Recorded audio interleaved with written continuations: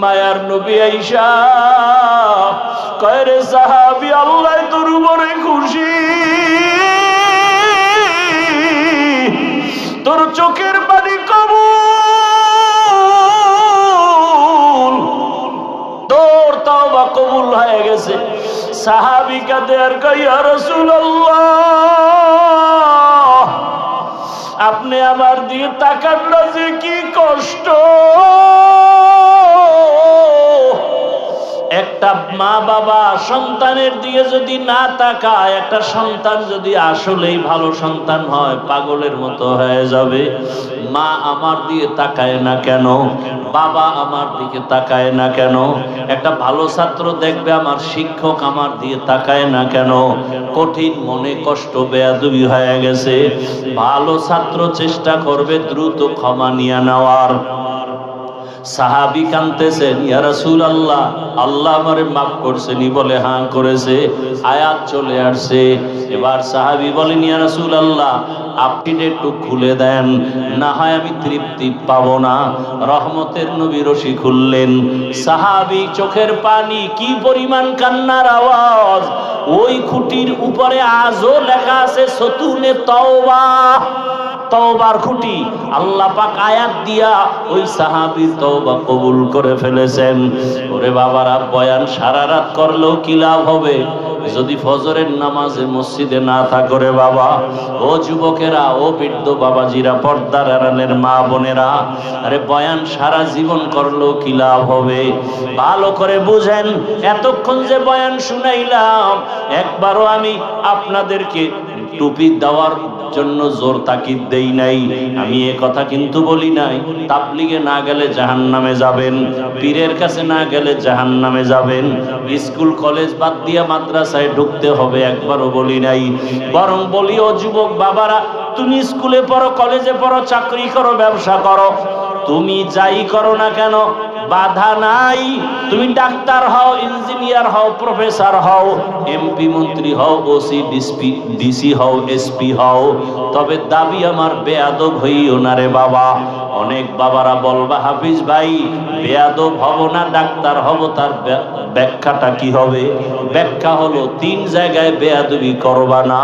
খোদার কসম করে বলি, 3 জায়গায় বেয়াদবি যদি করো, মরার আগে তুমি ধ্বংস হয়ে যাইবা। 1 নাম্বার জায়গা মা বাবা, বেয়াদবি করলে মরার আগে তোমার জীবন ধ্বংস। 2য় জায়গা শিক্ষক, শিক্ষকের সাথে বেয়াদবি করলে তোমার জিন্দেগি বরবাদ। 3 নাম্বার জায়গা ওলামায়ে কেরাম, মুরব্বি, এদের সাথে যদি বেয়াদবি করো, মরার আগে জুতার বাড়ি তোমার শুরু হবে, শান্তি কোথাও তুমি পাইবা না। অতএব তুমি ডাক্তার হও, ইঞ্জিনিয়ার হও, প্রফেসর হও, যাই হও না কেন, মা বাবার দোয়া না নিয়ে চলিও না, শিক্ষকের দোয়া নিয়ে চলো, বেয়াদবি করিও না। ওলামায়ে কেরামের দোয়া নিয়ে চলো, বেয়াদবি করিও না রে বাবা। পেছন থেকে তওবা করে নাও। ও পর্দার আড়ালের মা বোনেরা, এই এলাকায় আপনার মতো কত ভালো মা, পর্দাওয়ালা মা আছে। ও যুবক, স্কুলে পড়ে, কলেজে পড়ে, চাকরি করে, ব্যবসা করে, তোমার মতো জেনারেল লাইনের কত যুবক নামাজি, দাড়িওয়ালার অভাব নাই। তুমি পারো না কেন রে বাবা? তোমার কপালে না জানি কোনো বরদোয়া লাগিয়ে গেল নাকি? কোন সময় না জানি গোপনে মায়েরে গালি দিছো, মা কষ্ট পেয়ে গেছে, তোমার কপাল পুড়িয়ে গেছে। কোন সময় জানি শিক্ষকের সাথে বেয়াদবি করেছো, ওই শিক্ষকের মনে কষ্ট, তোমার কপাল খারাপ, দিল নরম হয় না, চোখে পানি আসে না, অন্তর এখনো নরম হয় না। এখনো সময় আছে, তওবা করো।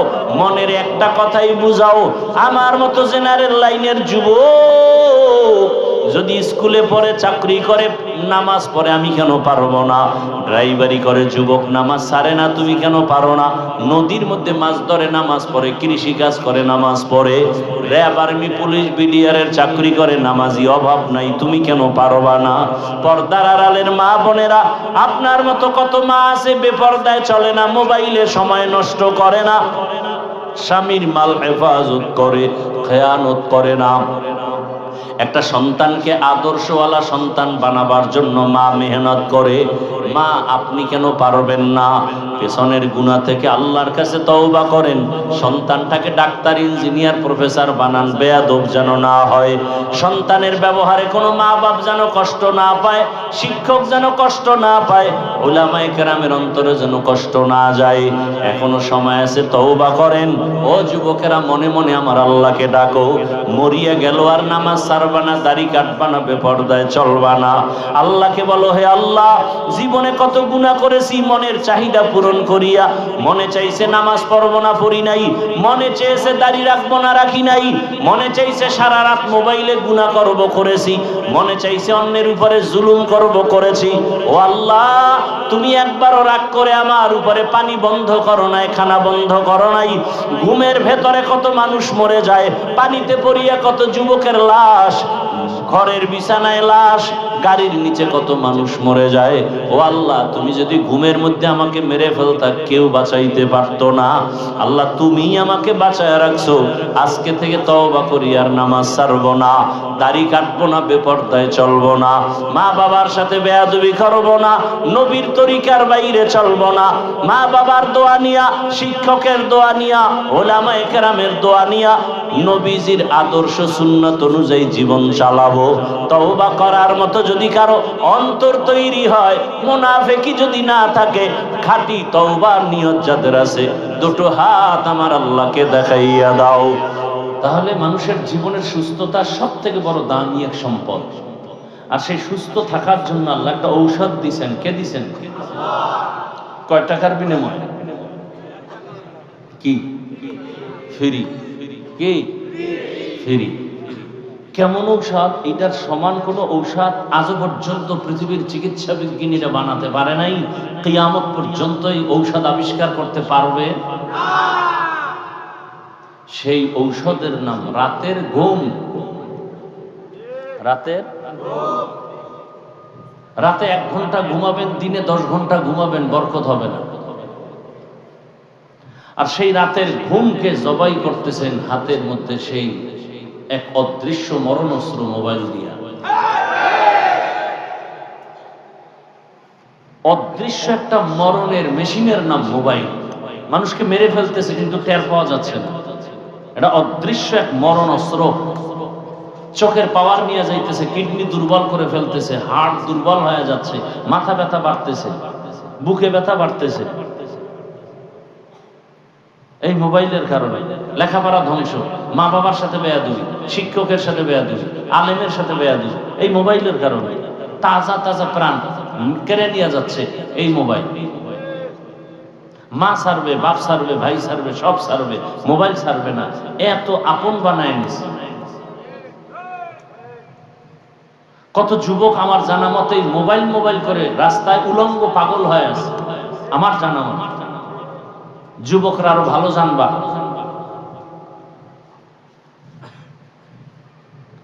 জিব্রাইল এসেও যদি এর বিরুদ্ধে বলে, সম্ভব না। কেউ ফিরবে না, বলবে না তোমার কথা দরকার নাই, প্রয়োজনে জাহান্নামে যাবে, তোমার সমস্যা কি? তারপরে আকাম ছাড়া যাবে না। সারা রাত ঘরের মধ্যে রুমে রুমে মোবাইলে জেনা চলতেছে, জেনা, চোখের জেনা, হাতের জেনা, জবানের জেনা, অন্তরের জেনা। সারা ঘরে রুমে রুমে বাবা মোবাইল চালায়, মা মোবাইল চালায়, মেয়ে মোবাইল চালায়, ছেলে মোবাইল চালায়, সারা রাত। তাহলে অমূল্য সুস্থতার ঔষধ ঘুমকে নষ্ট করলো এই। আসছেন, আল্লাহ নিয়ে আসছেন, আপনার গায়ের জোরে কেউ এখানে আসতে পারেন। কে নিয়ে আসছেন? কত দয়া করে আল্লাহ নিয়ে আসছেন। এসে যে একটু বয়ান শুনবেন, ওলামায়ে কেরামের চেহারা দেখবেন, দিলের মধ্যে কিছু কথা নিবেন না, মোবাইল দিয়ে এখানে একটা পর্দা লাগাই দিচ্ছেন, যেন বয়ান মোবাইলে ঢুকে, কলবে না ঢুকে। কথাগুলো মনে রাখেন, কাজে লাগবে এক সময়। হয়তো আপনার কাছে খারাপ লাগতেছে, ওয়াজ করবেন, এটি কি বলা শুরু করলেন? এটি আসল ওয়াজ।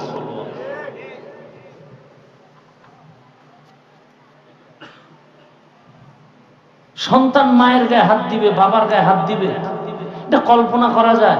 আজকে মোবাইলের কারণে তা হচ্ছে। ছাত্র শিক্ষকের গায়ে হাত তুলতেছে, এই শুধু মোবাইল। মায়ের টাকা চুরি করে নেয়, বাবার টাকা চুরি করে নেয় মোবাইল চালাবার জন্য।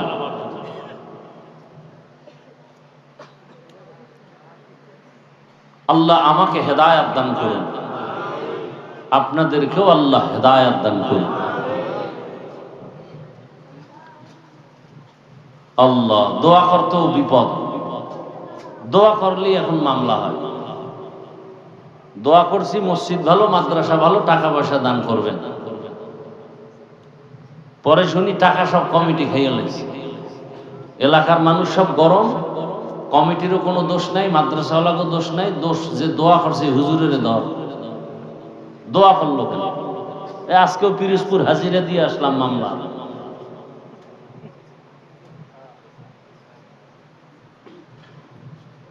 বাংলাদেশে কোন দিন সে আইন হবে যে মিথ্যা মামলা যারা করবে ওদের জন্য আলাদা 6 মাস জেল, 15 বছর বলে জেলে ছিল। এখন বিচারক বলতেছে আপনি বেকসুর, মুক্তি, আপনার কোনো দোষ নেই। একটা দেশ, একটা আইন,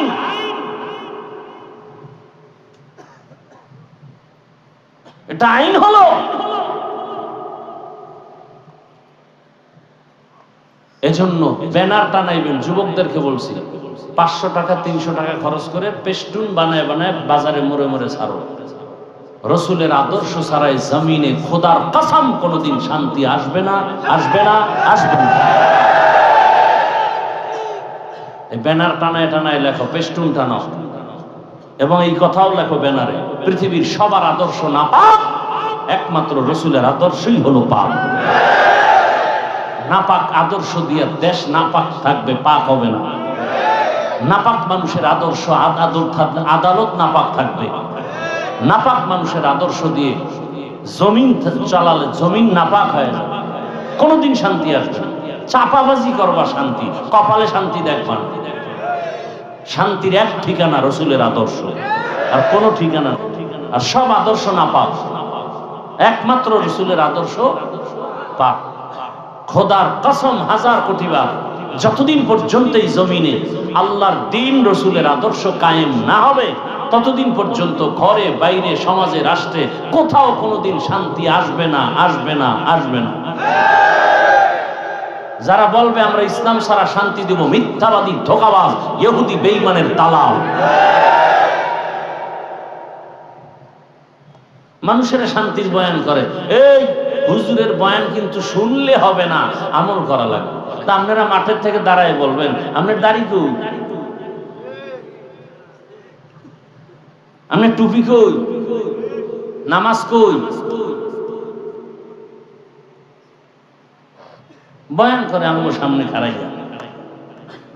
হুজুরের বয়ান শুনলে হবে না, কি করতে হবে? হে করছেনি, এই জন্য জনগণ আমল করে না। কারণ বক্তা ভালো হলে শ্রোতা ভালো হবে, গাছ ভালো হলে ফল ভালো হবে। আল্লাহ হেদায়েত দান করুন। আমি যদি পর্দা না করি, কিয়ামত পর্যন্ত পর্দার ওয়াজ করলে উম্মতের মধ্যে পর্দার বয়ানের আসর ঢুকবে না।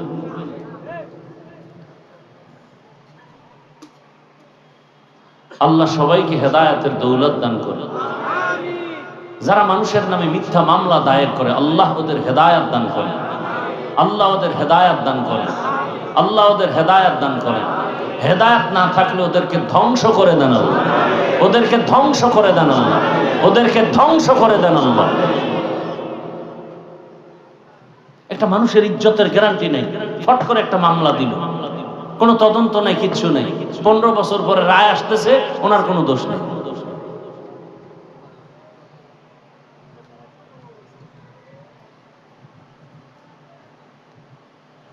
আল্লাহ, ইসলামের মতো শান্তি সুন্দর ধর্ম আদর্শ আর কোথাও। সব ধর্মের মধ্যে জুলুম, অত্যাচার, নির্যাতন, নিপীড়ন। শুধু ইসলাম ধর্ম নিজে খায় না, অন্যকে খাওয়ায়। শুধু ইসলাম ধর্ম নিজের সম্মানের চিন্তা করে না, অন্যের সম্মানের চিন্তা করে। এ কারণেই তো বাংলাদেশে রোহিঙ্গা আছে,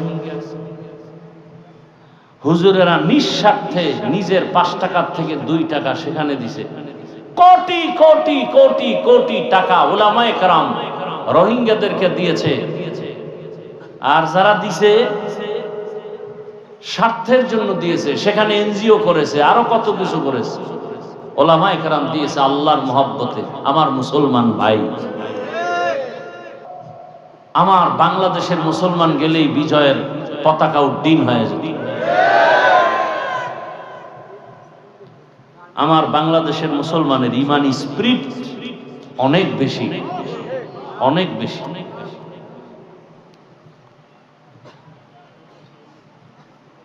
উলামায়ে কেরাম আলোচনা করেছেন, আপনারা ধৈর্যের সাথে শুনছেন।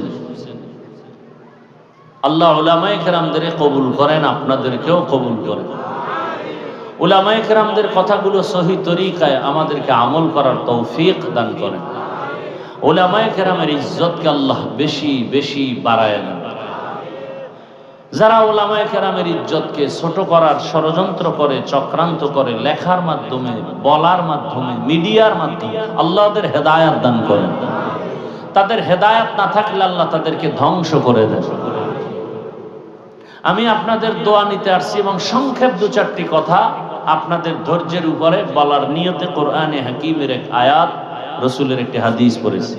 আল্লাহ বলেন, ওয়ামা আরসালনাকা ইল্লা রাহমাতাল লিল আলামিন। হে রাসূল করিম সাল্লাল্লাহু আলাইহি ওয়া আলিহি ওয়াসাল্লাম, আমি আপনাকে পৃথিবীতে প্রেরণ করি নাই, পাঠাই নাই। হ্যাঁ, পাঠিয়েছি জগৎ সমূহের রহমত হিসেবে। নবীজি বলেন, কুল্লু উম্মতি ইয়াদখুলুনাল জান্নাতা ইল্লা মান আবা, কিলা মান আবা, ক্বালা মান আতাআনি দাখালাল জান্নাতা ওয়া মান আসানি ফাকাদ আবা। দুনিয়ার সব উম্মত জান্নাতে যাবে। রাসূল বলেন, সব উম্মত কোথায় যাবে? ইল্লা মান আবা, যারা আমাকে মানে না তারা যাবে না। কিলা মান আবা, সাহাবায়ে কেরামদের মধ্যে কেউ বললেন, ইয়া রাসূলুল্লাহ, আপনাকে মানে না তারা কারা? জবাব খেয়াল করেন, প্রশ্ন কি? রাসূল আপনাকে মানে না যে তারা কারা? নবী জবাবটা কিভাবে দিলেন? নবী বললেন, ক্বালা মান আতাআনি দাখালাল জান্নাহ, যে আমার অনুসরণ করবে সে জান্নাতে যাবে। ওয়া মান আসানি ফাকাদ আবা, যে আমার বিরোধিতা করবে সে জাহান্নামে যাবে অস্বীকার করার কারণে। ভালো করে বুঝেন, সব উম্মত জান্নাতে যাবে, যারা রাসূলকে মানে না তারা জান্নাতে। সাহাবায়ে কেরামের প্রশ্ন, ইয়া রাসূলুল্লাহ, আপনাকে মানে না কারা? নবীজি ডাইরেক্ট জবাব না দিয়ে খুব ঘুরায় বললেন, দয়া দিয়ে বললেন, কারণ সে রহমতের নবী তো, দয়ার নবী তো, কথার মধ্যে আগে দয়া দেখাইছেন। কি দয়া? নবী বললেন, আমাকে যারা অনুসরণ করে চলবে তারা জান্নাতে যাবে। ভালো করে খেয়াল করেন তো, যারা আমাকে অনুসরণ করে চলে তারা জান্নাতে যাবে। তাহলে বিপরীত কথা কি দাঁড়ায়? যারা রাসূলকে অনুসরণ করবে না তারা কোথায় যাবে? আবারও বলছি, যারা নবীর অনুসরণ করবে তারা জান্নাতে যাবে। বিপরীত কথা দাঁড়ায়, নবী বলেন নাই, কথা আসে কি? যারা নবীর অনুসরণ করবেন না তারা কোথায় যাবে? নবী এ কথা বলেন নাই, কিন্তু কথার পৃষ্ঠে এটা আসে। নবী বলছেন আমার অনুসরণ করলে জান্নাতে যাবে, কিন্তু না করলে জাহান্নামে যাবে, এটা বলেন। তো কথা আসে, না করলে কই যাবে? নবী এটা বলেন নাই। নবী উল্টা কি বলছেন? যারা আমার বিরোধিতা করবে তারা জাহান্নামে যাবে। এখানে কিন্তু অনেক প্যাচ। কি প্যাচ? যারা রাসূলের অনুসরণ করে না, আমগো সমাজে এরকম লোক নাই, তাদেরকে জাহান্নামী বলা যাবে না। খুব বুঝেন, কাদেরকে বলা যাবে? যারা বিরোধিতা করে। যারা, যেমন একজনের রাসূলের আদর্শে নামাজ পড়ে না, তাকে জাহান্নামী বলা যাবে না। আগে বুঝতে হবে সে কি আসলে কোনো ঝামেলায় পড়ে না, না বিরোধিতা করে? যদি বলে বিরোধিতা হিসাবে পড়ে না, তো বেঈমান। আর একজন নামাজ পড়ে না কিন্তু অন্তরে কি নাই? বিরোধিতা নাই, সুযোগ পেলে পড়বে, সে মুমিন। ব্যবধান আছে না নাই? যে নামাজ পড়ে না সে মুমিন, যে নামাজ পছন্দ করে না সে বেঈমান, যে দাড়ি রাখে না সে মুমিন, যে দাড়ি পছন্দ করে না সে বেঈমান। ব্যবধান আছে না নাই? যে পর্দা করে না সে মুমিন, যে পর্দার বিধানটাকে পছন্দ করে না সে বেঈমান। যে আল্লাহর কোরআনের বর্ণিত ইসলামের রাজনীতি করে না সে মুমিন, কিন্তু যে পছন্দ করে না সে কি? বেঈমান। আপনি করেন না এক কথা, কিন্তু যদি বলেন ইসলামে রাজনীতি নাই বা আমি মানি না, তাহলে ইমান বিদায়। ব্যবধানটা বুঝাইতে পারলাম? এই জন্য নবী কইছে আমারে যারা মানে না এরা জাহান্নামে যাবে, কথাটা এমন না, যারা বিরোধিতা করে এরা জাহান্নামে। তাহলে আমাদের সমাজে দোনো লাইনের মানুষ আছে। এই যুবক, তুমি রাসূলের আদর্শে নামাজ পড়ো না কেন? হুজুর দরকার তো, চেষ্টা করি, পারি না, একটু দোয়া করেন। কি বুঝলেন? সে বিরোধী, সে মুমিন। আর একটা যুবকরে জিজ্ঞাসা, এই যুবক তুমি রাসূলের আদর্শে নামাজ পড়ো না কেন? ঠাস করে আমাকে বলে ফেললো, না পড়লে অসুবিধা কি? কি বুঝলেন? বিরোধী না দরদি? তাজা বেঈমান। কি বেঈমান? তাজা বেঈমান। নামাজ না পড়া আর পছন্দ না করা কি এক? বুঝ। সবকিছুর মূলে কি? বুঝ। আমি বুঝছি, আপনি বুঝেন নাই, পেঁচ লাগাই দিচ্ছেন। সবকিছুর মূলে বুঝের অভাব। কিসের অভাব? বুঝের অভাব। এজন্য রহমতের নবী বলেন, মান ইউরিদিল্লাহু বিহি খায়রান ইউফাক্কিহু ফিদ্দীন। আল্লাহ যারে বেশি মহব্বত করেন, ভালোবাসেন, তাকে দ্বীনের সমঝ দান করেন, সহি বুঝ দান করেন। তখন বান্দা বুঝতে গিয়া না বুঝলেও মেনে নেয়। আল্লাহরে দেখি না, মানি না, ওর বুঝ। আর একজন আল্লাহর বান্দা বলে, না দেখলো আল্লাহ মানি, নিলে আসমানকে বানাইলেন, জমিনকে বানাইলেন, সূর্যকে বানাইলেন, না দেখলেও মানি। আমার বুঝ আমি টুপি না দিলে আমার ক্ষতি হবে, আপনার বুঝ টুপি দিলে ক্ষতি হবে। এই কারণে পাও ধইরা ধইরা বয়ান করার পরেও আপনি টুপি পড়তে চান না, আর আমি টুপি খুলতে চাই না। আমার বুঝ নামাজ না পড়লে ঘরে অশান্তি, জীবনটা অশান্তি। আপনার বুঝ নামাজ পড়তে গেলে ঝামেলা, নামাজ না পড়লে শান্তি। যে কারণে হাজারবার বয়ান করলো নামাজ পড়তে চান না, শুধু অজুহাত অজুহাত। কি ভাই চলেন, আজান হইছে, নামাজ পড়বেন না? নামাজ কি পড়বো? কবরের চিন্তায় অস্থির হয়ে গেছে, একা কেমনে থাকবে?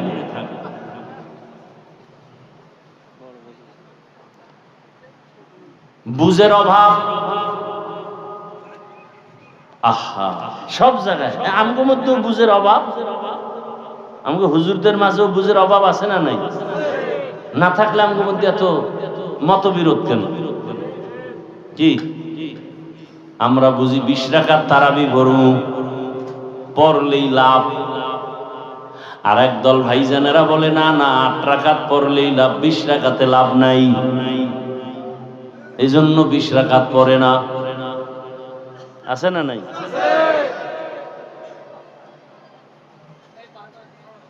বড় কঠিন হাল। আবার আমরা কেউ বুঝি দুনিয়াদারের পেছনে ঘুরলে আমাকে অনেক লাভ, আবার কেউ বুঝি না ওদিকে গিয়ে কোনো লাভ নাই, যত লাভ দেখি তত ক্ষতি, তত কি ক্ষতি। হুজুর গেছে লাভের জন্য, এখন ক্ষতির কারণ হয়ে গেছে।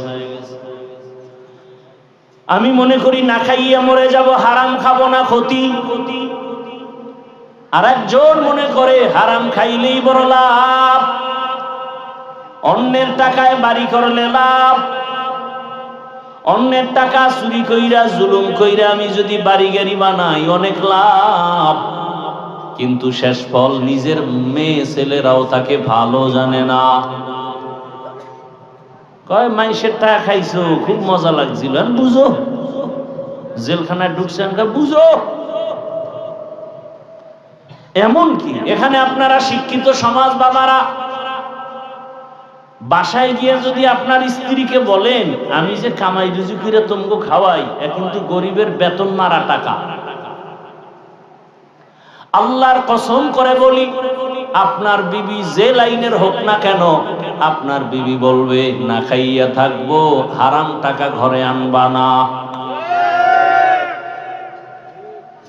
আপনি যদি বলেন বাবা, ছেলেরে যদি বলেন আমি মানুষের জবাই করে টাকা আনছি, মানুষের পিটাইয়া টাকা আনছি, জুলুম করে এই টাকার ভাব, ছেলে বলবে বাবা সারা জীবন কাটাবো, কিন্তু জালেমের বাপ ডাকবো না।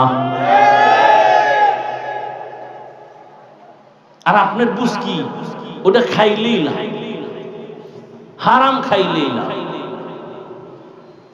কিন্তু কয়দিনের লাভ, শান্তি তো নাই।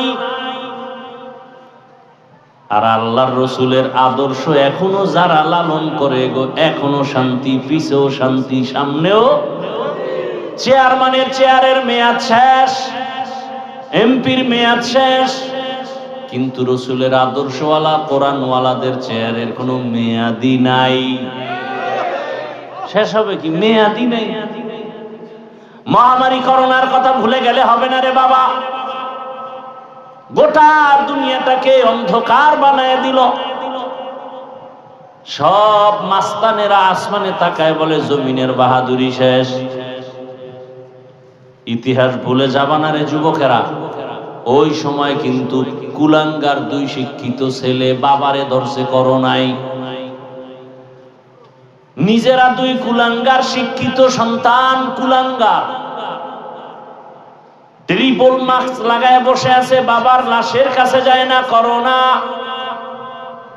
এলাকার কিছু গরিবের টাকা দিয়ে কয় লাশটা টেনে রাস্তায় ফেলে দিয়ে আসো। বাবার লাশ রাস্তায় ফেলে দিল, জানালা লক করে দিল, তাকায় দেখলো না লাশ কি কুকুরে খেলো না জানাজা হলো। ইতিহাস ভুলবা না, ওই সময় আমার দেশের টুপিওয়ালা উলামায়ে কেরাম শত শত করোনার লাশ নিজের কাঁধে নিলেন, গোসল করালেন, কাফন পরালেন, জানাজা পরালেন, কবরে রাখলেন। একজন হুজুরেও করোনায় মরে নাই।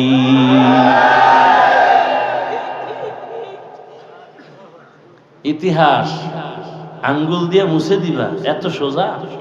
এই যুবক বাবারা, লাইব্রেরি থেকে একটা বই কিনবা, বইয়ের নাম চেপে রাখা ইতিহাস। বইয়ের নাম কি? এই বইটা কিনে পড়ো, বেশি দাম না, পইরো ভাই, পড়ালেখা করো, আকাম বাদ দিয়া লেখাপড়া। মোবাইলেও পাইতে পারো, গুগলে সার্চ দিলে চেপে রাখা ইতিহাস। মানুষকে বিজয়ী করে ইতিহাস। অন্য ধর্মের মানুষ মাথা উঁচু করতে পারে না, ওদের ইতিহাস দুর্বল। মুসলমানের ইতিহাস আগুনওয়ালা ইতিহাস। খালি ইতিহাসগুলো বলবার এই মানুষের আগুনের মতো গরম হয়ে যাবে সব। এখন যদি বলি ওই জায়গা সব তামা বানাইতে হইব, শুধু ইতিহাস বলবো মাথা গরম। মুসলমানের ইতিহাস অগ্নি ঝরা ইতিহাস, বিজয়ের ইতিহাস। ব্রিটিশ খেদাও আন্দোলন, অগ্নি ঝরা আন্দোলন। সব জায়গায় ওলামায়ে কেরামের অবদান, সব জায়গায়।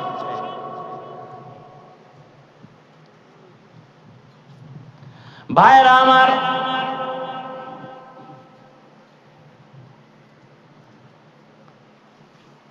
এই যে ফেনীতে পানি উঠলো, নোয়াখালী পানি উঠলো, বিভিন্ন জায়গায় ত্রাণ সামগ্রী দিতে গিয়ে উলামায়ে কেরামের অবদান সব থেকে বেশি। এবং তাদের কোনো কি নেই, দুনিয়াবি স্বার্থ নাই। সব জায়গায় উদাহরণটা দেই এক মিনিটে।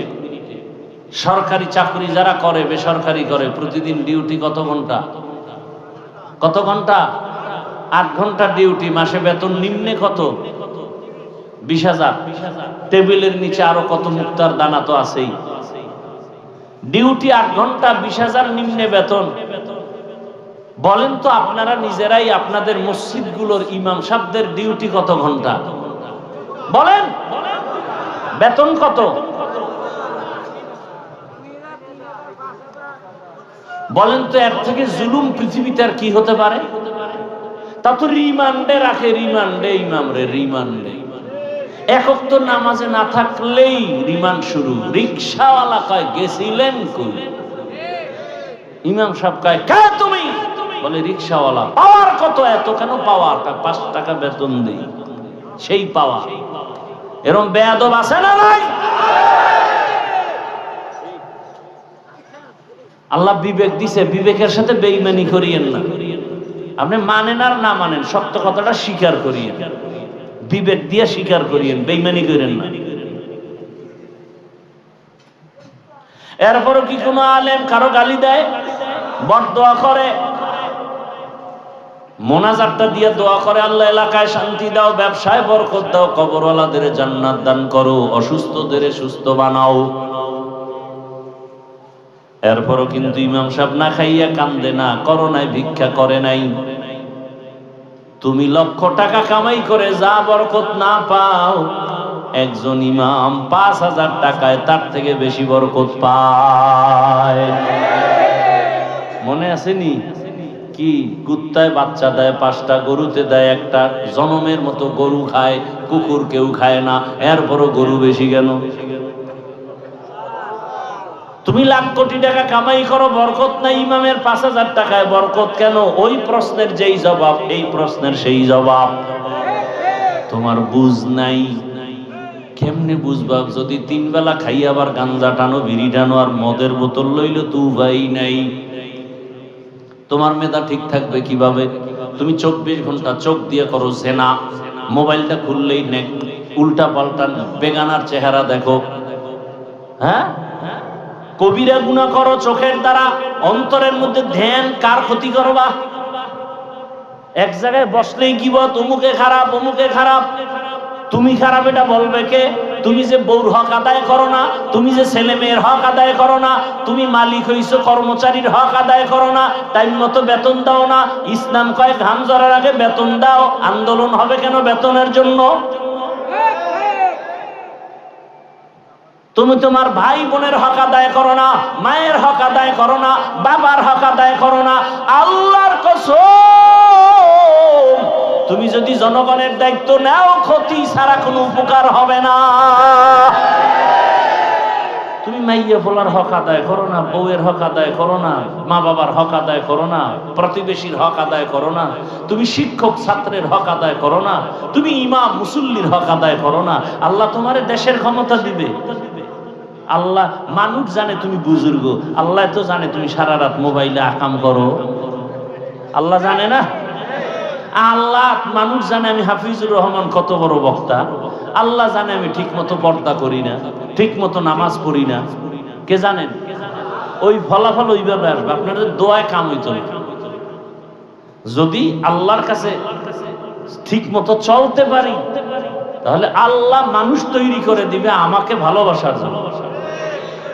আমার কেউ টাকা দিয়ে ভালোবাসা আনা লাগবে না, আর টাকা দিয়ে ভালোবাসা আনলে পরিণাম ফলে জুতা। আর আল্লাহ যারা অন্তরে মহব্বত তৈরি করে দিবেন, এটা হলো আসল।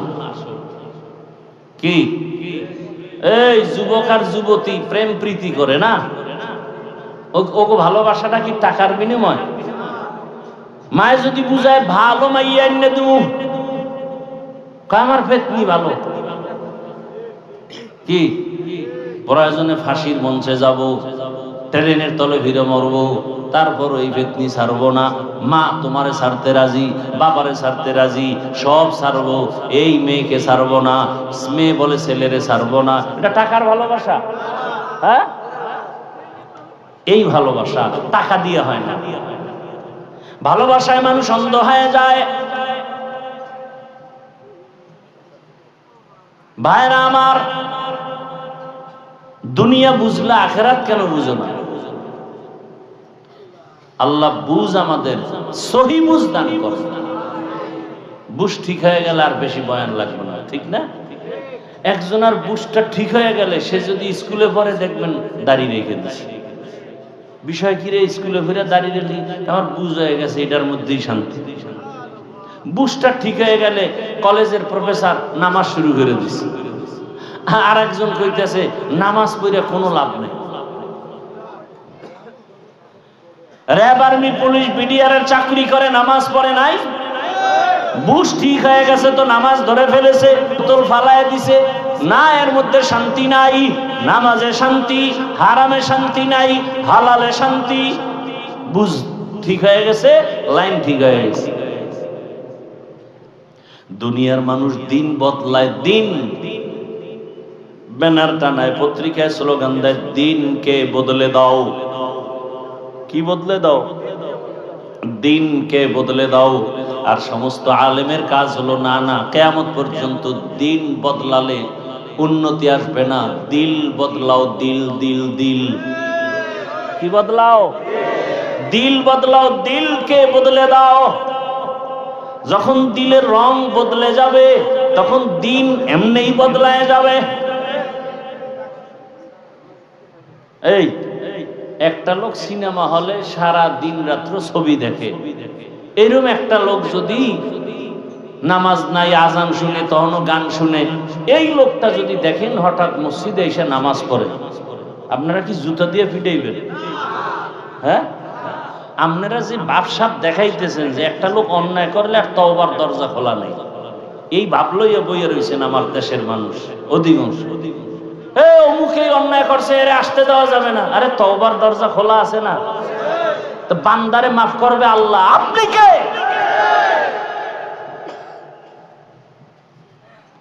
একটা লোক বিএনপি করতো, আওয়ামী লীগ করতো, জাতীয় পার্টি করতো, সে যদি এখন ইসলামের ছায়াতলে আসে, সমস্যা? তোমার সমস্যা। একটা লোক মদ পান করে, ছেড়ে দিছে, মদ পান করবে না, নামাজ ধরে ফেলছে, আল্লাহ কয় তোর জীবনের পিছের সব গুনাহ মাফ। আপনি বাধা দেওয়ার কে? আপনি সমালোচনা করার অধিকার দিছে কে?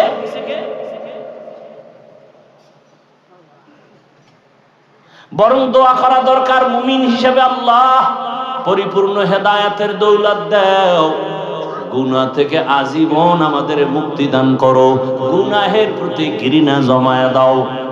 এই দোয়া করা উচিত না? রহমতের নবী কত দিলওয়ালা রাসূল আমার, কেমনে বলবো একদিনে এত কথা? মন মানসিকতাও আপনাদের লাইনে নাই।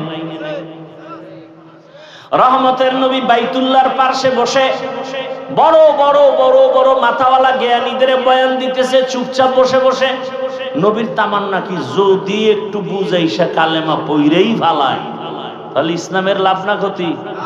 ভালো করে বুঝেন ঘটনা। হঠাৎ করে পিছন থেকে একজন অন্ধ দুর্বল সাহাবী লাঠি দিয়া টোকায় টোকায় আসছে পিছন থেকে, হালকা আওয়াজে রসুলকে সালাম দিলেন। সালাম দিছে, রসুল একটু তাকাইয়া জবাব দিয়ে আবার এদিকে ফিরছে।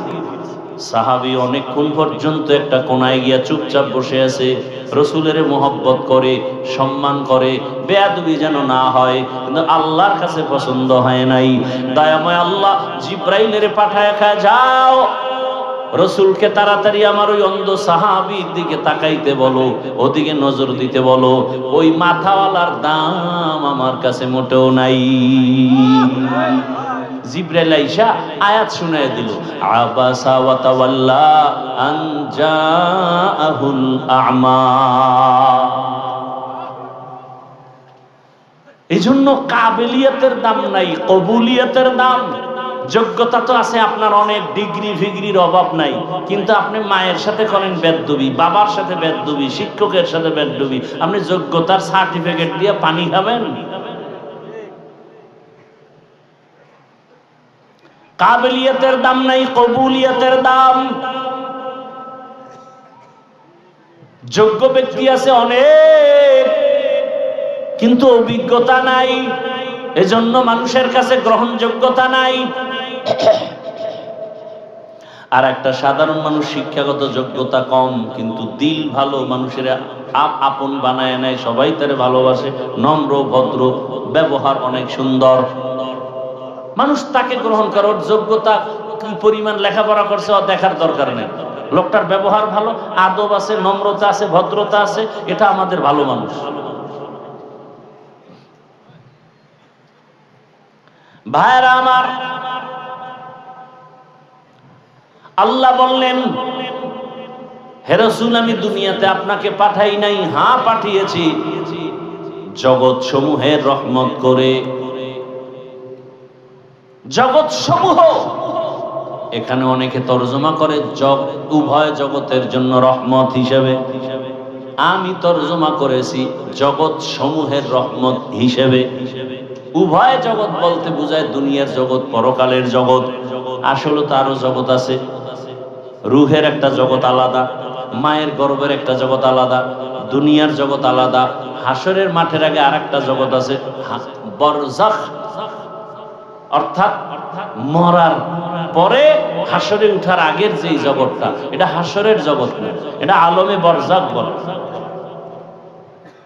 ভাইরা আমার, হাসরের মাঠের এক জগৎ, জান্নাতে ঢুকলে আরেক জগৎ, জাহান্নামে ঢুকলে আরেক জগৎ। সব জগতের জন্য আল্লাহ বলেন, আমি হলাম রব, রাসূল আপনি হলেন রহমত। আমি হলাম রব্বুল আলামিন, আপনি হলেন রহমাতুল লিল ইমামুল আউয়ালিন আল আখিরিন বাহরে সাদকা রাহমাতাল লিল আলামিন সাইয়্যিদুল কাউনাইন খাতমুল মুরসালিন আখির আমদ বুদ ফখরুল আউয়ালিন। আপনাদেরকে বয়ান যা শুনাইতেছি, চোখে যা দেখতেছেন, এটা তো মানা উচিত। যেটা আপনার বিশ্বাস হয় না কিয়ামত কবে হবে না হবে, সেটা একটু আপনাকে বুঝানোর বা বুঝের একটু সময় দরকার। কিন্তু আপনি যদি তাকায় দেখেন যে আসলে যারা রসুলের আদর্শ মাইনে চলে, এরা জেনারেল লাইনে থাকলেও তো খুব সম্মানে আছে, কি নাই? তা আপনার মানতে সমস্যাটা কোথায়? আপনার দিন বদলাইলেও দিল বদলায় নাই। ওয়াজ মাহফিল হলো দিল বদলের মার্কাজ, খানকা। দিলকে বদলাও। এটা কোন থানা? শীতলমরি থানার মধ্যে এলাকার একটা যুবকের ধৈর্য পুলিশে নিয়ে গেছে থানায়, নিয়ে দিছে বেতের বাড়ি, কোনো চোখে পানি নেই, কান্না নাই। বুঝেন ভালো করে, বুঝ বুঝ। থানায় নিয়ে এমন ভিড়া লাগাইছে, কোনো কাঁদে না। এরকম গন্ডার নাই, এমন ভিড়া দিছে, কোনো কান্না মান্না নেই। কিন্তু সেই লোকটা ওয়াজের প্যান্ডেলে আইসা 200 হাত দূরে বসার পর অনেক আল্লাহওয়ালারা যখন বয়ান করেন তখন হাউ মাউ করে কান্না করে। বলেন জ্ঞানীরা, বুদ্ধিজীবীরা, ওরে মারলো কে? আল্লাহ বলে মারছে। এত বড় একটা দোষ আল্লাহরে দিয়ে দিলেন। হ্যাঁ রে আবেগ। থানায় নিয়ে পিটায়, কাঁদে না। ওয়াজের প্যান্ডেলে বসিয়া অনেক দূরে বসে এক যুবক হাউ মাউ করে কান্না করে। চিন্তা করেন তো, ওরে ভিড়াইয়াও কান্না আনা যায় না, আর ওয়াজের প্যান্ডেলে কাঁদতেছে। বুঝেন এই প্যান্ডেলের দাম কত? কত দাম এই প্যান্ডেল? এটা এখন আল্লাহ পাকের আরশে আজিমে বেহেশতের বাগান। যতক্ষণ এই প্যান্ডেলটা থাকবে, প্যান্ডেল মানে কি, মজলিসটা থাকবে, ততক্ষণ অনবরত রহমত অবতীর্ণ হবে। সুবহানাল্লাহ। না জিভ দিয়ে খালি গীবত করবেন, গালাগালি করবেন, বিড়ি টানবেন, তো সুবহানাল্লাহ আসবে কি? গীবত করা হারাম, গালি দেওয়া হারাম, মিথ্যা বলা হারাম। আমি বক্তা বয়ে বয়ে হারাম কাজ করতেছি, এক জায়গায় বইলেই গীবত, মিথ্যা। নিজের দোষের কোনো শেষ নাই। নিজে বউর হক আদায় করি না, এ নিয়ে চিন্তা নেই, এ দোষের চিন্তা কে করবে? সন্তানের হক আদায় করি না, আমি ইমাম মুসল্লির হক আদায় করি না, আমি বক্তা শ্রোতার হক আদায় করি না, আমি টিচার শিক্ষক ছাত্রের হক আদায় করি না, এ নিয়ে কথা বলবে কে? বইলেই অমুকে খারাপ, অমুকে খারাপ। আমি যে এত খারাপ, এ চিন্তা কখন করব? এজন্যই তো ওমরে ফারুক রাদিয়াল্লাহু তাআলা এই মোনাজাতটা দিয়েই দিন, দিয়া তো দিমু, বাকি এখনই দিয়ে দিন, ডিস্টার্ব করলে। উঠা বসার ব্যারাম থাকলে ঢুকছেন কেন? কত মানুষ এই যে সাইডে দাঁড়ানো আছে, পিছন দিয়ে যাই যদি বিড়িটা নেই, আমি দেখবো ঝামেলাও নেই, ওর বিড়িটাই না আবার অজুনবো, ঝামেলা নেই। ভিতরে ঢুকছেন কেন আর বের হন কেন? নিজের ক্ষতি কেন করেন? অন্যের ক্ষতির কারণ কেন হন? ভালো মানুষ হইতে পারলেন না? রহমতের নবী বলেন খায়রুন নাস, ভালো মানুষকে জানুনি, মাইয়ানফাউন নাস, দুনিয়াতে ভালো মানুষ ওই ব্যক্তি যার দ্বারা অন্যের উপকার হয়, কেউ ক্ষতির মধ্যে পড়ে না, এ হলো ভালো মানুষ। আমার দ্বারা আমার সন্তানের ক্ষতি হয় না, আমার কারণে স্ত্রীর ক্ষতি হয় না, আমার কোনো আচরণে আমার মা বাবার কষ্ট যায় না, জবানের দ্বারাও কারো ক্ষতি হয় না, আমার হাতের দ্বারাও কারো ক্ষতি হয় না। বুঝা গেল রসুলের হাদিস মতে আমি ভালো মানুষ যদি আমার দ্বারা ক্ষতি না হয়, আমার হাতের দ্বারা, আমার লেখার দ্বারা, আমার কথার দ্বারা, আমার চাহনির দ্বারা। এই যারে দেখা দেওয়া জায়েজ নাই, একটা বেগানা নারী তুমি দেখতেছো, তাকাইয়া তাকাইয়া চোখ দিয়া তার ইজ্জত নষ্ট করতেছো, চোখের দ্বারা, কথা ঠিক না? তুমি চোখ দিয়ে জেনার মজা নিতেছো, তার ইজ্জত নষ্ট করতেছো। বাস, তাহলে আমার দ্বারা, আমার চোখের দ্বারা অন্যের ক্ষতি, জবানের দ্বারা অন্যের ক্ষতি, হাতের দ্বারা অন্যের ক্ষতি, গীবতের দ্বারা অন্যের ক্ষতি, মিথ্যা বলার দ্বারা অন্যের ক্ষতি। দেখেন তো কতটা ক্ষতির মধ্যে আমি আছি। এখানে বহু আল্লাহর বান্দারা মাঠে ময়দানে আছেন, আপনার আচরণে আপনার মা বাবা কি কষ্ট পায় নাই? স্ত্রী এটা তো খালি লাডি রেডি, কথা কইলি বিসমিল্লাহ ছাড়া। তাহলে এবার বুঝেন তো, আপনি নিজের ঘর সামলাইতে পারেন না, আপনি ভালো মানুষ তো আপনার স্ত্রীর কাছে ভালো হইলেন, আপনি ভালো, আপনি সন্তানের কাছে ভালো বাবা হয়েছেন। যেদিন সন্তানের কাছে ভালো বাবা হতে পারবেন, যেদিন স্ত্রীর কাছে ভালো স্বামী হতে পারবেন, যেদিন ছাত্রদের কাছে আদর্শ শিক্ষক হতে পারবেন, যেদিন মুসল্লিদের কাছে উত্তম ইমাম হতে পারবেন, তখন আপনি ধারণা করবেন আপনি ভালো, এর আগে ভালো ধারণা করবেন না। কিন্তু আমরা তো ডিগ্রি লাগাই, আমার নামটা বড় করে পোস্টারে দাও, আল্লামা লাগাও, ডিগ্রি বাড়াও। এই জন্য আবু হুরায়রা রাদিয়াল্লাহু তাআলা আনহুর হাদিস, কিয়ামতের ময়দানে সবার আগে তিন ব্যক্তি জাহান্নামে যাবে। সবার আগে তিনজন কই যাব? সবার আগে তিনজন জাহান্নামে। একজন হবে, যেই তিনজনের ব্যাপারে দুনিয়ার জ্ঞানীরা বলে সে বিনা হিসাবে জান্নাতি। এই মধ্যে একজন হলো গলা কাটা, ইসলাম টিকায় রাখার জন্য যে শহীদ হয়ে গেছে, সে সবার আগে জাহান্নামে। আর একজন মাওলানা আলেম, জাহান্নামে সবার আগে। আর একজন দান সদকা করছে মাদ্রাসা মসজিদে, জাহান্নামে যাবে, একেবারে জাহান্নামে। এই জন্য কি আবার দান সদকা করবেন না? কি কোন শহীদ যাবে জাহান্নামে, কোন আলেম যাবে জাহান্নামে, কোন দানবীর যাবে, এটা আবার ভিন্ন আলোচনা। বাকি আপনারা ইখলাস নিয়ে দান করবেন, অল্প দান করলেও কোটি টাকার বরকত। বরকতের ওয়াজ করছি না শুরুর থেকে, কোটি টাকা আর ইমামের 5,000 টাকায় বরকত আছে না নেই? আছে। আপনি যদি হালাল টাকা থেকে 5 টাকা দেন, এটার অনেক বরকত। এই মাদ্রাসা এইটা মাদ্রাসা, বিশাল মাদ্রাসা, আপনাদের অনুদানে চলবে। আচ্ছা, এই দানের রাস্তা যদি আল্লাহ বন্ধই করে দিতেন, কোরআন হাদিসে যদি দানের ফজিলত না থাকতো, তাহলে যারা আলেম ওলামা হইছে এরা নাইলে কিলটিল খাইয়ে জান্নাতে যেত। আমনে উপায় কি?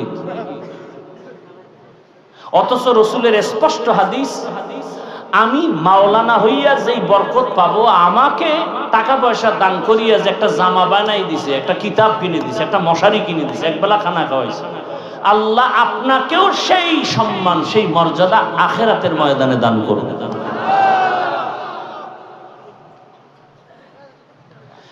একজন আলেমের সাথে কোনোভাবেই যদি আপনি সম্পর্ক রাখেন, আল্লাহ আপনাকে জান্নাত দিয়ে দেবে।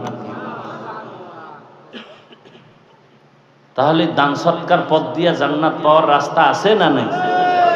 এজন্য বেশি বেশি করবেন, বারবার করবেন, না একবার, বারবার করবেন, বেশি বেশি করবেন, তো আল্লাহ বারবার দিবেন, বেশি বেশি দিবেন। রাজি আছেন না? কি রাজি আছেন না? বেশি বেশি দান করবেন, আল্লাহ কবুল করবেন। ভাইরা আমার, এই পোলাপান এই জন্য নামাজের কাতারের সামনে রাখাও নিষেধ। অজের সামনে রাখা হয়, এটা ডিস্টার্ব, বুঝেও না, হুদা বয়ে বয়ে। বাপ মা আছে কতটি অযোগ্য বাপ মা, বাচ্চার হাতে মোবাইল দিয়ে দিছে, মানে ওই ছুরি দিয়া গলাটারে কাটার ডাইরেক্ট হইতো, এটা ইনডাইরেক্ট গলা কাটতেছে। বহু মা বাবা সন্তান নষ্ট করার মূল। এজন্য সহি কোরআনের আয়াত, কিয়ামতের ময়দানে মা বাবার বিরুদ্ধে সন্তান মামলা দেয়।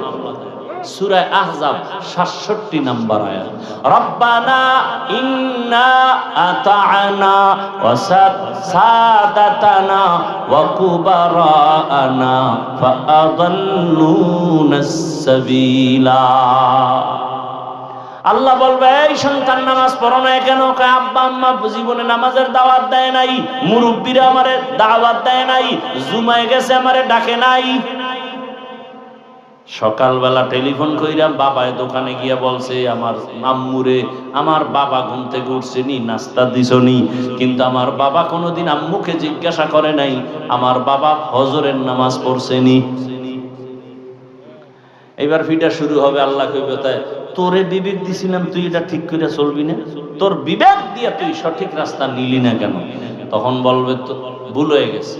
তখন আল্লাহ বলবে, তোর বিবেকের বিচার হবে। কোরআনের আয়াত, ইন্নাস সামআ ওয়াল বাসারা ওয়াল ফুআদ কুল্লু উলাইকা কানা আনহু মাসউলা। সন্তান তখন একটা আবদার করবে, আল্লাহ যেই মা বাবার দুর্বলতার কারণে টোটালটা বেঈমানের রাস্তায় চলে গেছি, আজকে ফিডা খামু, আমার একটা দাবি, আমারে যা দিবা তার ডবল ফিডা মা বাবাকে দিতে হবে। কোরআনের আয়াত, রব্বানা আতিহিম যিফাইনি মিনাল আযাব ওয়ালআনহুম লা'নান কাবীরা। আমারে যদি তুমি শাস্তি যা দাও তার ডবল আমার মা বাবাকে দাও, মুরব্বীকে দাও। ও যারা মা বাবা হইছেন, খুব সেজদা দিয়ে কপাল কালা করলে কি হইব? পোলায় সুদের টাকায় ব্যবসা করে, পিঠে ছালা বাঁধে কবরে যায়। এই জন্য বললাম, সন্তানের কাছে আদর্শ বাবা হন, স্ত্রীর কাছে আদর্শ স্বামী হন, তাই না? আপনি ভালো মানুষ, আল্লাহ আমাকেও কবুল করেন, আপনাদেরও কবুল করেন। দেখছেন, আমিনটা পর্যন্ত বলতে টেনশনে পড়ছে যে কোনটা হইয়া বিপদে পড়ি। ভালো বাবা হইবে আদর্শ, এই জন্য বলছে আমিন বলতে, বলে নাই। ভালো আদর্শ স্বামী হবে, এই জন্য বলছে আমিন বলতে, বলে নাই। কপাল বড় খারাপ। এই জন্য আল্লাহ কোরআনে বলছে তো, বান্দার নিজের ভাগ্য যদি নিজে পরিবর্তন না করে তো আল্লাহ করে না। আপনার ভাগ্য আপনাকে পরিবর্তন আনতে হবে। আপনি দরজায় গিয়ে ধাক্কা দিলে না দরজা খুলবে, ধাক্কা না দেওয়ার আগে তো খুলবে না। আপনি আল্লাহর কাছে চাইলেন আল্লাহ রহমতের দরজা খুলবে, আপনি তো চান না। ওয়ামা আরসালনাকা ইল্লা রাহমাতাল লিল আলামিন। মোনাজাত দিয়ে যাবেন না তার আগেই যাবেন? অনেক বুজুর্গ আছে, এগুলো কোনো গুনাহ টুনা নাই, এরা ঘন্টাকে ঘন্টা বয়ান শুনবে, মোনাজাতের আগে দৌড়। এখন মোনাজাত লাগে না, কারণ গুনাহ থাকলে না দোয়া করবে। অথচ বোঝা উচিত, এত বিশাল ময়দান, এতগুলো আল্লাহর বান্দারা আমিন বলবে, এই আমিনের সাথে যদি আমারটাও কবুল হয়, আমার মতো ধন্যকে। এতগুলো মানুষ নিয়ে এত বাবার জন্য দোয়া করার সুযোগ পাই নাই, মায়ের জন্য দোয়া করার সুযোগ পাই নাই। এতগুলো আল্লাহর বান্দা নিয়ে তো আমার পরিবারের জন্য দোয়া করার সুযোগ পাই নাই। আজকে একটা সুযোগ পাইছি, একজনের আমিন কবুল তো সবারটা কবুল। এই বরকতের দোয়া রাখিয়া বাড়ি যাওয়াটা বুদ্ধিমানের কাজ হতে পারে না। তাহলে দোয়া করে যাবেন না আগেই ভাগবেন? আগেই ভাগবেন। দেখবো আজকে কারা কারা দোয়া না করে যায়। খেয়াল রাখবেন, আল্লাহ সবাইকে হেদায়েতের দৌলত দান করেন। রহমতের নবী আল্লাহ বলেন, আপনাকে জগৎ সমূহের জন্য রহমত করে পাঠাইলাম। রুহের জগতের জন্য নবী রহমত আলাদা, দুনিয়ার জগতের জন্য নবী আলাদা রহমত, কবর জগতের জন্য নবী আলাদা রহমত, হাসরের মাঠের জন্য রসুল আলাদা রহমত, জান্নাতের ভেতরে রসুল আলাদা রহমত, জাহান্নামের ভেতরে রসুল আলাদা রহমত। জান্নাতের রহমতটা বুঝতে পেরেছি, জাহান্নামের রসুল রহমত এটা আবার কেমন কথা বুঝার জন্য সময় লাগবে, ঢুকবো না ওদিকে। শুধু দুনিয়ার জন্য নবী কেমন রহমত সেই বিষয়ে 10 মিনিট বয়ান মোনাজাত ধৈর্য হবে। রসুল শুধু দুনিয়ার জন্য কিভাবে রহমত সেই বিষয়ে অল্প কিছু কথা, বিস্তারিত না। এবার আসেন দুনিয়ার জন্য নবী কেমন রহমত। কয় রসুল শুধু মুমিনের জন্য আলাদা রহমত, বেঈমানের জন্য আলাদা রহমত, নারীদের জন্য আলাদা রহমত, পুরুষের জন্য আলাদা রহমত, আরবিদের জন্য রহমত, আজমিদের জন্য রহমত, জঙ্গলের প্রাণীদের জন্য নবী আলাদা রহমত, সমুদ্রের প্রাণীর জন্য নবী আলাদা রহমত, উড়ন্ত পাখির জন্য নবী আলাদা রহমত, ফেরেশতার জন্য নবী আলাদা রহমত, আসমানের জন্য নবী রহমত, জমিনের জন্য নবী রহমত। ওই যে গাছ দেখেন, গাছের জন্য এক একটা পয়েন্ট আছে, প্রত্যেকটা পয়েন্টে একটা ঘটনা টানতে হবে। নবী গাছের জন্য কিভাবে রহমত বলতে গেলেই ঘটনা চলে আসবে। নবী খেজুর গাছে ট্যাক লাগাইয়া জুমার খুতবা দিতেছেন। মরা খেজুর গাছ, তাজা না মরা? রহমতের নবী সাহাবায়ে কেরাম অনুরোধ করলেন, ইয়া রাসূলুল্লাহ, নতুন মিম্বার একটা বানাইয়া খুতবা পড়েন, এটার বাদ দেন। বুখারী শরীফের ঘটনা। নবী সাহাবাদের অনুরোধে এবার ওই খেজুর গাছের মিম্বার বাদ দিয়া নতুন বানাবেন। রহমতের নবী যখন নতুন মিম্বরের অর্ডার দিয়ে দিলেন, বুখারীর ইবারাত, সাহাবায়ে কেরাম গিয়া নবীকে বলেন, ইয়া রাসূলুল্লাহ, মানুষ যেমন কানলে আওয়াজ হয় খেজুর গাছ থেকে, মরা গাছ থেকে তেমন কান্নার আওয়াজ কানে আসতেছে। বিশ্বাস হয়নি? নইলে ওয়াজিব লাভ নাই। হয় বিশ্বাস হয়? ভাইরা আমার, নবী গেলেন, গিয়া বললেন, খেজুর গাছ কাঁদো কেন? ইয়া রাসূলুল্লাহ, খেজুর গাছ কথা বলতেছে। ইয়া রাসূলুল্লাহ, আপনার বিরহের বেদনায় কান্না করি। বলো কি চাও? আমি কি দোয়া করে দেব তুমি তাজা হয়ে যাও? তোমার ভেতরে খেজুর আসবে, এলাকার উম্মত সবাই তোমার খেজুর নিবে, খাবে, দোয়া করবে। কয় না না না না, তো কি চাও? খেজুর গাছ বলে, ও রহমতের নবী আমার এখানে জানাজা পড়াবেন, এখানেই দাফন করে দিবেন। হাসরের ময়দানে আমি জান্নাতে আপনার সাথে থাকতে চাই। ও গো নবীর উম্মতেরা,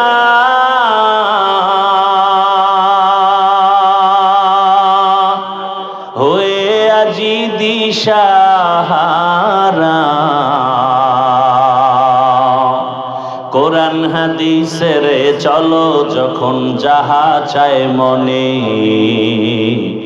নবী বিনে কে তরবে পুলসিরাত মিজানে, নবী বিনে কে তরবে পুলসিরাত মিজানে।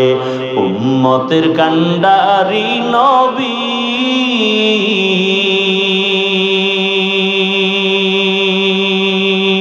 কাঁদছেন উম্মতের লাগি, এখনো কাঁদেন নবীজি শুয়ে মদিনার পানে, নবী বিনে কে তারাবে পুলসিরাত মিজানে, নবী বিনে কে তারাবে পুলসিরাত মিজানে। নবী আমার জীবন ভরে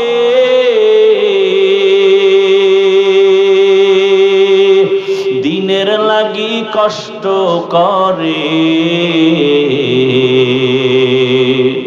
দান দান শহীদ করিলেন উহুদেরই ময়দানে, নবী বিনে কে তারাবে পুলসিরাত মিজানে, নবী বিনে কে তরাবে পুলসিরাত মিজানে। ও আমার নবীর আশিক উম্মতেরা, রহমতের নবী খেজুর গাছের দাফন করেছেন ওই জায়গায়। সেদিনও মদিনাতুল মুনাওয়ারায় দেখে আসলাম। আসরের নামাজের পরে ঢুকলাম রিয়াজুল জান্নার ভেতরে। আমাদের বাংলাদেশি বাবারা বলে, হুজুর আপনি চুপচাপ নামাজ পড়েন, 5-7 মিনিটের বেশি পুলিশ এখানে থাকতে দেয় না। আমরা বলতেছি থাকলাম, মাগরিবের নামাজ পড়লাম, ফাঁকে ফাঁকে তাকায় দেখি ওই রসুলের রওজার রিয়াজুল জান্নায় বড় বড় পিলার, রংগুলো আলাদা, অন্য পিলারের কালার আলাদা, রিয়াজুল জান্নার পিলারের কালার আলাদা, অন্য কার্পেটের রং আলাদা, রিয়াজুল জান্নার কার্পেটের রংটা আলাদা। এখানে সেজদায় গিয়েছে মজা। বাবা দুনিয়ার এমপি কেন বাদশা বানাইলো, সে মজা পাওয়া যাবে না রে বাবা।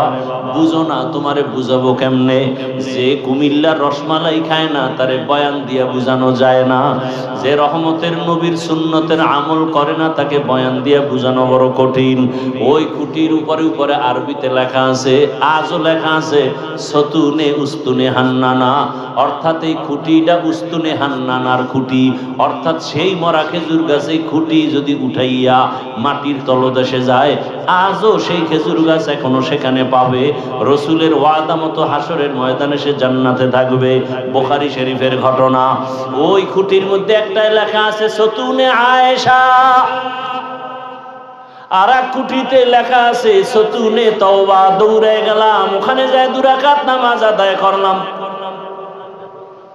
সতুনে আয়েশা, যেই খুঁটির গোড়ায় বসে বসে আম্মাজান রসুলের স্ত্রী আম্মাজান আয়েশা বেশি বেশি ইতিকাফ করতেন, নামাজ পড়তেন, কান্নাকাটি করতেন।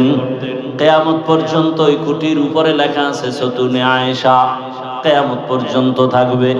একজন সাহাবীর উপরে কোন একটা আদেশ অমান্য করায় রসুল বেজার হয়ে কথা বন্ধ করে দিছে। ওই সাহাবী বিবিরে ডাক দিয়া রাতের গভীরে কয়, চল আমারে নিয়ে মসজিদে নববীতে চলো। গিয়া আইসা রশি নিয়ে আইছে, কয় যে খুঁটির গোড়ায় হাত পিছনে দিয়ে ভালো করে বান্ধো। বান্দার পরে এইবার বিবিরে কয়, যাও চলে যাও। রহমতের নবী আমার দিয়ে তাকায় না, সালাম দিলে জবাব নেয় না। আল্লাহ বুঝি আমার উপরে বেজার হয়ে গেছে, আমার এখানে ভালো করে বাঁধো, আমি এখানে কান্নাই করতে থাকবো যতক্ষণ পর্যন্ত আমার আল্লাহ আয়াত দিয়ে আমার রসুলকে না বলবে ওরে মাফ করে দিয়েছি, ততক্ষণ পর্যন্ত আমার কান্না বন্ধ হবে না। সাহাবী ওই খুঁটির গোড়ায় স্ত্রী এমন শক্ত করে বেঁধে রাখছে রশি দিয়া, সাহাবী কাঁদতেছে, রসুল তাকায় না, দেখে না। দীর্ঘ সময় কানলো, 1 দিন 2 দিন, অনেক দিন। এক পর্যায়ে আল্লাহ কয়, জিবরাইল যাও যাও আয়াত নাজিল করে দাও, ওই খুঁটির গোড়ায় যে সাহাবী কান্না করে ওরে মাফ করে দিলাম, রসুলের জানায় দাও। মায়ার নবী আয়েশা কয়, রে সাহাবী, আল্লাহ তোর উপরে খুশি, তোর চোখের পানি কবুল, তোর তওবা কবুল হয়ে গেছে। সাহাবী কাঁদে আর কয়, ইয়া রাসূলুল্লাহ, আপনি আমার দিয়ে তাকান না, যে কি কষ্ট। একটা মা বাবা সন্তানের দিকে যদি না তাকায়, একটা সন্তান যদি আসলেই ভালো সন্তান হয় পাগলের মতো হয়ে যাবে। মা আমার দিকে তাকায় না কেন, বাবা আমার দিকে তাকায় না কেন, একটা ভালো ছাত্র দেখবে আমার শিক্ষক আমার দিকে তাকায় না কেন, কঠিন মনে কষ্ট বেয়াদবি হয়ে গেছে। ভালো ছাত্র চেষ্টা করবে দ্রুত ক্ষমা নিয়ে নেওয়ার। সাহাবী কাঁদতেছেন, ইয়া রাসূলুল্লাহ, আল্লাহ আমারে মাফ করছেনি? বলে হ্যাঁ করেছে। আয়াত চলে আসছে। এবার সাহাবী বলেন, ইয়া রাসূলুল্লাহ, আপনি একটু খুলে দেন, না হয় আমি তৃপ্তি পাবো না। রহমতের নবী রশি খুললেন। সাহাবী চোখের পানি, কি পরিমাণ কান্নার আওয়াজ। ওই খুঁটির উপরে আজও লেখা আছে সতুনে তওবা। তওবার খুঁটি আল্লাহ পাক আয়াত দিয়া ওই সাহাবীর তওবা কবুল করে ফেলেছেন। ওরে বাবারা, বয়ান সারা রাত করলেও কি লাভ হবে যদি ফজরের নামাজে মসজিদে না থাকো রে বাবা। ও যুবকেরা, ও বৃদ্ধ বাবাজিরা, পর্দার আড়ালের মা বোনেরা, আরে বয়ান সারা জীবন করলেও কি লাভ হবে? ভালো করে বুঝেন, এতক্ষণ যে বয়ান শুনাইলাম একবারও আমি আপনাদেরকে টুপি দেওয়ার জন্য জোর তাকিদ দেই নাই। আমি এ কথা কিন্তু বলি নাই তাবলিগে না গেলে জাহান্নামে যাবেন, পীরের কাছে না গেলে জাহান্নামে যাবেন, স্কুল কলেজ বাদ দিয়া মাদ্রাসায় ঢুকতে হবে, একবারও বলি নাই। বরং বলি, ও যুবক বাবারা, তুমি স্কুলে পড়ো, কলেজে পড়ো, চাকরি করো, ব্যবসা করো, তুমি যাই করো না কেন বাধা নাই। তুমি ডাক্তার হও, ইঞ্জিনিয়ার হও, প্রফেসর হও, এমপি মন্ত্রী হও, ওসি ডিসি হও, এসপি হও, তবে দাবি আমার বেয়াদব হইও না রে বাবা। অনেক বাবারা বলবা, হাফিজ ভাই বেয়াদব হব না ডাক্তার হব, তার ব্যাখ্যাটা কি হবে? ব্যাখ্যা হলো, 3 জায়গায় বেয়াদবি করবা না। খোদার কসম করে বলি, 3 জায়গায় বেয়াদবি যদি করো মরার আগে তুমি ধ্বংস হয়ে যাইবা। 1 নাম্বার জায়গা মা বাবা, বেয়াদবি করলে মরার আগে তোমার জীবন ধ্বংস। 2য় জায়গা শিক্ষক, শিক্ষকের সাথে বেয়াদবি করলে তোমার জিন্দেগি বরবাদ। 3 নাম্বার জায়গা ওলামায়ে কেরাম, মুরব্বি, এদের সাথে যদি বেয়াদবি করো মরার আগে জুতার বাড়ি তোমার শুরু হবে, শান্তি কোথাও তুমি পাইবা না। অতএব তুমি ডাক্তার হও, ইঞ্জিনিয়ার হও, প্রফেসর হও, যাই হও না কেন, মা বাবার দোয়া না নিয়ে চলিও না, শিক্ষকের দোয়া নিয়ে চলো, বেয়াদবি করিও না, ওলামায়ে কেরামের দোয়া নিয়ে চলো, বেয়াদবি করিও না রে বাবা। পেছন থেকে তওবা করে নাও। ও পর্দার আড়ালের মা বোনেরা, এই এলাকায় আপনার মতো কত ভালো মা, পর্দাওয়ালা মা আছে। ও যুবক, স্কুলে পড়ে, কলেজে পড়ে, চাকরি করে, ব্যবসা করে, তোমার মতো জেনারেল লাইনের কত যুবক নামাজি, দাড়িওয়ালার অভাব নাই। তুমি পারো না কেন রে বাবা? তোমার কপালে না জানি কোনো বরদোয়া লাগিয়ে গেল নাকি? কোন সময় না জানি গোপনে মায়েরে গালি দিছো, মা কষ্ট পেয়ে গেছে, তোমার কপাল পুড়িয়ে গেছে। কোন সময় জানি শিক্ষকের সাথে বেয়াদবি করেছো, ওই শিক্ষকের মনে কষ্ট, তোমার কপাল খারাপ, দিল নরম হয় না, চোখে পানি আসে না, অন্তর এখনো নরম হয় না। এখনো সময় আছে, তওবা করো। মনের একটা কথাই বুঝাও, আমার মতো জেনারেল লাইনের যুবক যদি স্কুলে পড়ে, চাকরি করে, নামাজ পড়ে, আমি কেন পারবো না? ড্রাইভারি করে যুবক, নামাজ ছাড়ে না, তুমি কেন পারো না? নদীর মধ্যে মাছ ধরে, নামাজ পড়ে, কৃষি কাজ করে, নামাজ পড়ে, র্যাব, আর্মি, পুলিশ, বিডিআরের চাকরি করে, নামাজি অভাব নাই, তুমি কেন পারবা না? পর্দার আড়ালের মা বোনেরা, আপনার মতো কত মা আছে বেপর্দায় চলে না, মোবাইলে সময় নষ্ট করে না, স্বামীর মাল হেফাজত করে, খেয়ানত করে না। একটা সন্তানকে আদর্শওয়ালা সন্তান বানাবার জন্য মা মেহনত করে। মা, আপনি কেন পারবেন না?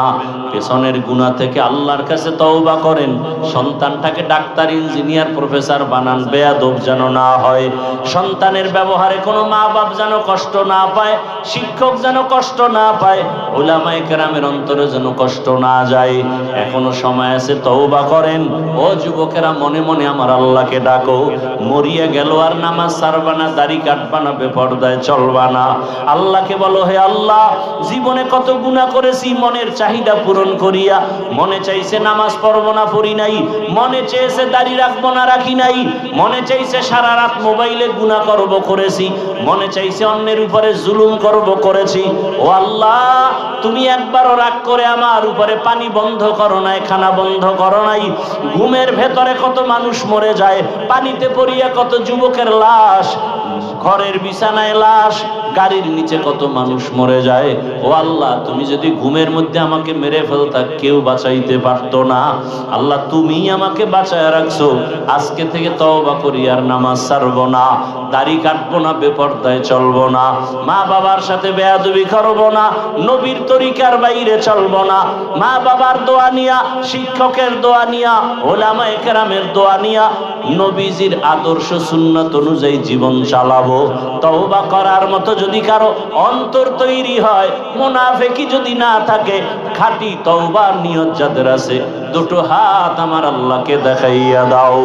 আয় আল্লাহ, হাতগুলো কবুল করে নেন, তওবা কবুল করে নেন, তওবার উপরে মজবুত হইয়া চলার মতো তৌফিক দান করেন। আয় আল্লাহ, গুনাহের প্রতি ঘৃণা জমায়া দেন। আমিন। আলহামদুলিল্লাহি রাব্বিল আলামিন, ওয়াসসালাতু ওয়াসসালামু আলা সাইয়্যিদিল আমবিয়াই ওয়াল মুরসালিন ওয়া আলা আলিহি ওয়া আসহাবিহি আজমাইন। ইয়া আরহামার রাহিমিন, ইয়া আরহামার রাহিমিন, ইয়া আরহামার রাহিমিন। রব্বিরহামহুমা কামা রব্বায়ানি সগীরা। আল্লাহুম্মা ইন্নাকা আফুউন কারীম তুহিব্বুল আফওয়া ফা'ফু আন্না। اللهم إنا نسألك رضاك والجنة ونعوذ بك من سخطك والنار. اللهم ارحمني بترك المعاصي، اللهم ارحمني بترك المعاصي، اللهم ارحمني بترك المعاصي. يا حي يا حليم يا عزيز يا كريم، بحق إياك نعبد وإياك نستعين. আয় আল্লাহ, তওবার দরজা খুলিয়া তাকায়া দেখো, আমরা তওবার নিয়তে হাত উঠাইয়া দরওয়াজায় হাজির, আপনার দরওয়াজায় ফিরিয়ে আসি। কত উলামায়ে কেরাম, কত মুরব্বী, হাজী সাহেব, ব্যবসায়ী, চাকরিজীবী, কত মা বোনেরা, কত যুবক, কত ছাত্র ভাইরা হাত তুলেছেন। ও আল্লাহ, আমরা শয়তানের ধোকায় গুনাহ করিয়েই ফেলছি। মনে হয় গুনার কারণে আমার মতো খারাপ এই মজলিসে কেউ নাই। আমার হাত দুইটা গুনার কারণে নাপাক, গুনার কারণে আমার জিহ্বা নাপাক, আমার অন্তর নাপাক, আমার চোখ নাপাক। এই হাতের দ্বারা কত অন্যায় করে ফেলেছি, জবানের দ্বারা কত অন্যায় করেছি, চোখের দ্বারা কত অন্যায় করেছি।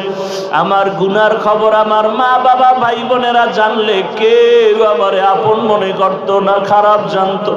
ও আল্লাহ, আপনি তো জানেন আমি কত গুনাহগার। আয় আল্লাহ, আপনি জানার পরেও সম্মানের রাস্তা থেকে ফালাইয়া দেন নাই, খানাও বন্ধ করেন নাই, পানিও বন্ধ করেন নাই। রে আল্লাহ, আমরা লজ্জিত হইয়া তওবা করতে আসছি, আর গুনাহ করব না। রে আল্লাহ, আর নামাজ ছাড়বো না, দাড়ি কাটবো না, বেপরদায় চলবো না, মা বাবার সাথে বেয়াদবি করব না, শিক্ষকের সাথে বেয়াদবি করব না, উলামায়ে কেরামের সাথে বেয়াদবি করব না, নবীর সুন্নাত অনুযায়ী জীবনকে চালাবো। আমাদের তওবা কবুল করে নেন।